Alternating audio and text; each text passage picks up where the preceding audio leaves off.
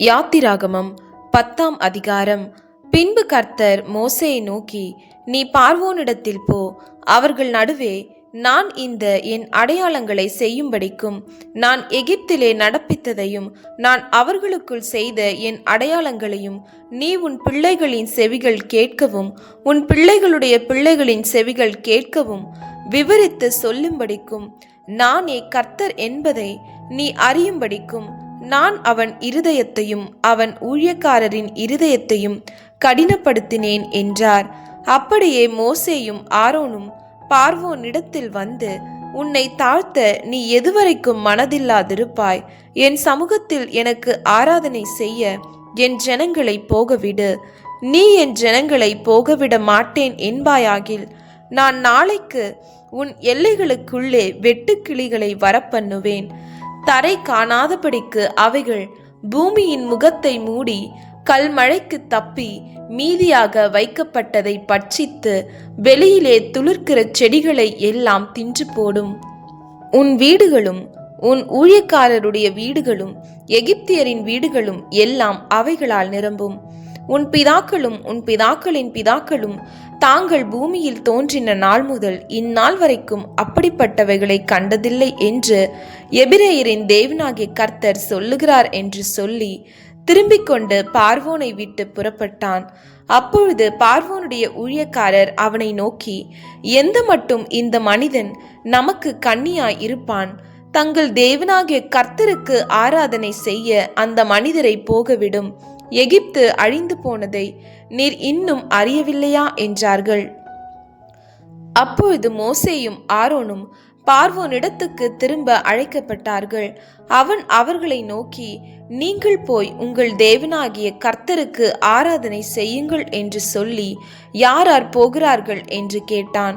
அதற்கு மோசே, எங்கள் இளைஞரோடும் எங்கள் முதியோரோடும் எங்கள் குமாரரோடும் எங்கள் குமாரத்திகளோடும் எங்கள் ஆடுகளையும் எங்கள் மாடுகளையும் கூட்டிக் கொண்டு போவோம். நாங்கள் கர்த்தருக்கு பண்டிகை கொண்டாட வேண்டும் என்றான். அப்பொழுது அவன், நான் உங்களையும் உங்கள் குழந்தைகளையும் எப்படி விடுவேனோ அப்படியே கர்த்தர் உங்களோடு இருப்பாராக. எச்சரிக்கையாயிருங்கள், உங்களுக்கு பொல்லாப்பு நேரிடும். அப்படி வேண்டாம். புருஷராகிய நீங்கள் போய் கர்த்தருக்கு ஆராதனை செய்யுங்கள். இதுதானே நீங்கள் விரும்பி கேட்டது என்று சொன்னான். அவர்கள் பார்வோன் சமூகத்தினின்று துரத்திவிடப்பட்டார்கள்.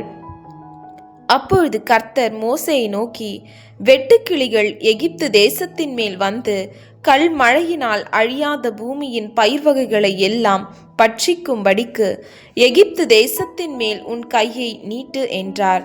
அப்படியே மோசே தன் கோலை எகிப்து தேசத்தின் மேல் நீட்டினான். அப்பொழுது கர்த்தர் அன்று பகல் முழுவதும் அன்று ரா முழுவதும் கீழ்காற்றை தேசத்தின் மேல் வீச பண்ணினார். விடியற் காலத்திலே கீழ்காற்று வெட்டுக்கிளிகளை கொண்டு வந்தது. வெட்டுக்கிளிகள் எகிப்து தேசம் எங்கும் பரம்பி எகிப்தின் எல்லையில் எங்கும் மிகவும் ஏராளமாய் இறங்கிற்று. அப்படிப்பட்ட வெட்டுக்கிளிகள் அதற்கு முன் இருந்ததும் இல்லை, அதற்கு பின் இருப்பதும் இல்லை. அவைகள் பூமியின் முகம் முழுதையும் மூடிற்று. தேசம் அவைகளால் அந்தகாரப்பட்டது. கல்மழைக்கு தப்பியிருந்த நிலத்தின் பயிர் வகைகள் யாவையும் மரங்களின் கனிகள் யாவையும் அவைகள் பட்சித்து போட்டது. எகிப்து தேசம் எங்கும் உள்ள மரங்களிலும் வயல்வெளியின் பயிர் வகைகளிலும் ஒரு பச்சிலையும் மீதியா இருக்கவில்லை. அப்பொழுது பார்வோன் மோசேயையும் ஆரோனையும் தீவிரமாய் அழைப்பித்து, உங்கள் தேவனாகிய கர்த்தருக்கும் உங்களுக்கும் விரோதமாக பாவம் செய்தேன். இந்த ஒரு முறை மாத்திரம் நீ என் பாவத்தை மன்னிக்க வேண்டும். உங்கள் தேவனாகிய கர்த்தர் இந்த சாவை மாத்திரம் என்னை விட்டு விலக்க அவரை நோக்கி விண்ணப்பம் பண்ணுங்கள் என்றான். அவன் பார்வோனை விட்டு புறப்பட்டு போய் கர்த்தரை நோக்கி விண்ணப்பம் பண்ணினான்.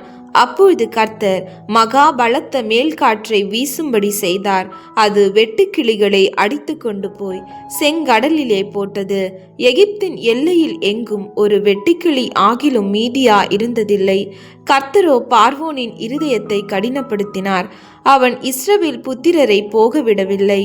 அப்பொழுது கர்த்தர் மோசேயை நோக்கி, தடவிக்கொண்டிருக்கத்தக்கதான இருள் எகிப்து தேசத்தின் மேல் உண்டாகும்படிக்கு உன் கையை வானத்திற்கு நேராக நீட்டு என்றார். மோசே தன் கையை வானத்திற்கு நேராக நீட்டினான். அப்பொழுது எகிப்து தேசம் எங்கும் 3 நாள் மட்டும் காரிருள் உண்டாயிற்று. 3 நாள் மட்டும் ஒருவரை ஒருவர் காணவும் இல்லை, ஒருவரும் தம்மிடத்தை விட்டு எழுந்திருக்கவும் இல்லை. இஸ்ரவேல் புத்திரர் யாவருக்குமோ வெனில் அவர்கள் வாசஸ்தலங்களிலே வெளிச்சம் இருந்தது. அப்பொழுது பார்வோன் மோசேயை அழைப்பித்து, நீங்கள் போய் கர்த்தருக்கு ஆராதனை செய்யுங்கள். உங்கள் ஆடுகளும் உங்கள் மாடுகளும் மாத்திரம் நிறுத்தப்பட வேண்டும். உங்கள் குழந்தைகள் உங்களுடன் போகலாம் என்றான். அதற்கு மோசே, நாங்கள் எங்கள் தேவனாகிய கர்த்தருக்கு படைக்கும் பலிகளையும் சர்வாங்க தகன பலிகளையும் நீர் எங்கள் கையிலே கொடுக்க வேண்டும். எங்கள் மிருக ஜீவன்களும் எங்களோட கூட வர வேண்டும்.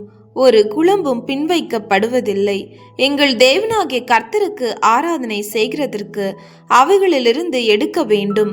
இன்னத்தை கொண்டு கர்த்தருக்கு ஆராதனை செய்வோம் என்பது நாங்கள் அங்கே போய் சேருமளவும் எங்களுக்கு தெரியாது என்றான். கர்த்தர் பார்வோனுடைய இருதயத்தை கடினப்படுத்தினார். அவன் அவர்களை போகவிட மனதில்லாதிருந்தான். பார்வோன் அவனை நோக்கி, என்னை விட்டு அப்பாலே போ. நீ இனி என் முகத்தை காணாதபடி எச்சரிக்கையாயிரு. நீ இனி என் முகத்தை காணும் நாளில் சாவா என்றான். அப்பொழுது மோசே, நீர் சொன்னது சரி, இனி நான் உம்முடைய முகத்தை காண்பதில்லை என்றான்.